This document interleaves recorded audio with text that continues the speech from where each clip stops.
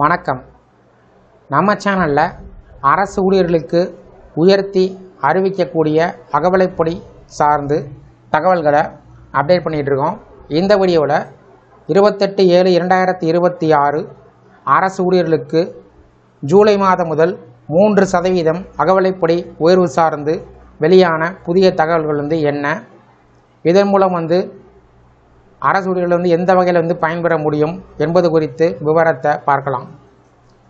மத்திய அரசு ஊழியர்கள் மற்றும் ஓய்வூதியர்களுக்கு மீண்டும் ஒரு நல்ல செய்தி வெளிவந்துள்ளது. ஜூலை 1, 2026 முதல் அமலுக்கு வர உள்ள அகவிலைப்படி, அதாவது டிஏ உயர்வு சார்ந்து முக்கியமான தகவல்கள் தற்போது வெளிவந்துள்ளன. தொழிலாளர் மற்றும் வேலைவாய்ப்பு அமைச்சகத்தின் கீழ் செயல்படக்கூடிய தொழிலாளர் நலப் பணியகம் மே 2026க்கான அகில இந்திய தொழில்துறை தொழிலாளர்களுக்கான நுகர்வோர் விலை குறியீடு எனப்படும் AICPIW தரவை வெளியிட்டிருக்கிறது.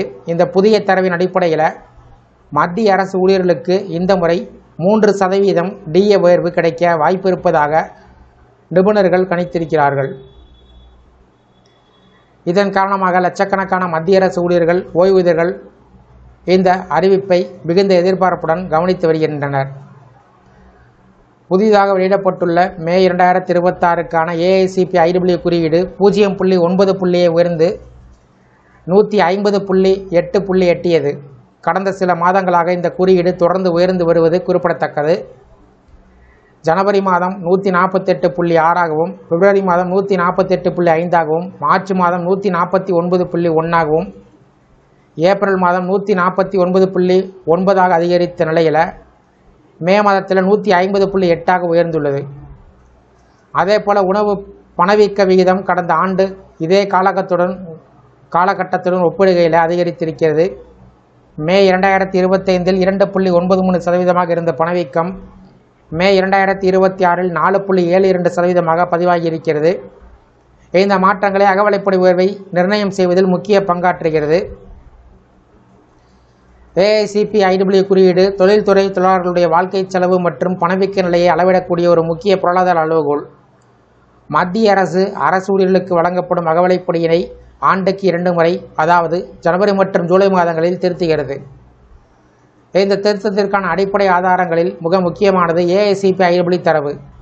வாழ்க்கை செலவு அதிகரிக்கும் போது அதற்கு ஈடு கொடுக்கக்கூடிய வகையில் ஊழியர்களின் வாங்கும் திறன் குறையாமல் இருப்பதற்கு அகவிலைப்படி உயர்த்தப்பட்டு வருகிறது. எனவே இந்த குறியீட்டு ஒவ்வொரு மாற்றமும் அரசு ஊழியர்களின் சம்பளத்தில் நேரடி தாக்கத்தை ஏற்படுத்துகிறது.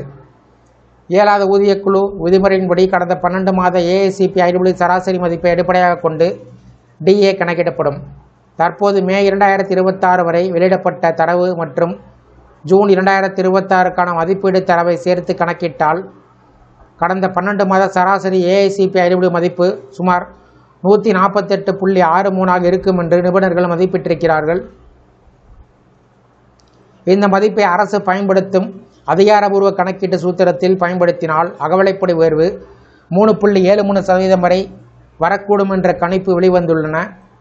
ஆனால் அரசு பொதுவாக தசம எண்ணை முழு எண்ணாக கீழ்நோக்கி வட்டமிடும் நடைமுறையை பின்பற்றுகிறது. அதன்படி இறுதியாக அறிவிக்கப்படும் டிஏ உயர்வு 3% இருக்கலாம் என்று கூறப்படுகிறது. இருப்பினும் இந்த 3% உயர்வு இன்னும் அதிகாரபூர்வமாக அறிவிக்கப்படவில்லை. ஜூன் 2026க்கு இறுதி AICPIW தரவு வெளியான பின்பே முழுமையான கணக்கீடு நிறைவு பெறும். அதற்கு பின்பு மத்திய அமைச்சரவை இந்த பரிந்துரைக்கு ஒப்புதல் கொடுத்தால் மட்டுமே புதிய அகவிலைப்படி அதிகாரபூர்வமாக அமலுக்கு வரும். எனவே தற்போது வெளிவந்துள்ள தகவல் அனைத்தும் கிடைத்துள்ள பொருளாதார தரவு அடிப்படையில் மதிப்பீடுகள் மட்டுமே. மொத்தத்தில் பார்த்தால் மே 2026க்கான AICPIW குறியீட்டின் உயர்வு மத்திய அரசு ஊழியர்களுக்கும் ஓய்வூதியர்களுக்கும் நம்பிக்கை கொடுக்கும் செய்தியாக அமைந்துள்ளன. தற்போதைய கணக்கீடுகள் சரியாக இருந்தால் ஜூலை 1, 2026 முதல் 3% அகவிலைப்படி உயர்வு கிடைக்க வாய்ப்பு அதிகமாக உள்ளன. இறுதி அறிவிப்பு வெளிவரும் வரையில் காத்திருக்க வேண்டியிருந்தாலும் தொடர்ந்து உயர்ந்து கொண்டு வரக்கூடிய AICPIW தரவுகள் அரசு ஊழியர்களுக்கு சாதகமான சூழ்நிலையை உருவாகி இருப்பதாக பொருளாதார நிபுணர்கள் தெரிவித்திருக்கிறார்கள். இந்த வீடியோ குறித்த உங்களுடைய கருத்துக்களை கமெண்ட் செக்ஷனில் கமெண்ட் பண்ணுங்கள். இந்த வீடியோ பிடிச்சிருந்தால் வீடியோக்கு லைக் பண்ணுங்கள். இந்த வீடியோவை உங்களுடைய நண்பர்கள் மற்றும் உறவினர்களுக்கும் ஷேர் பண்ணுங்கள். நன்றி.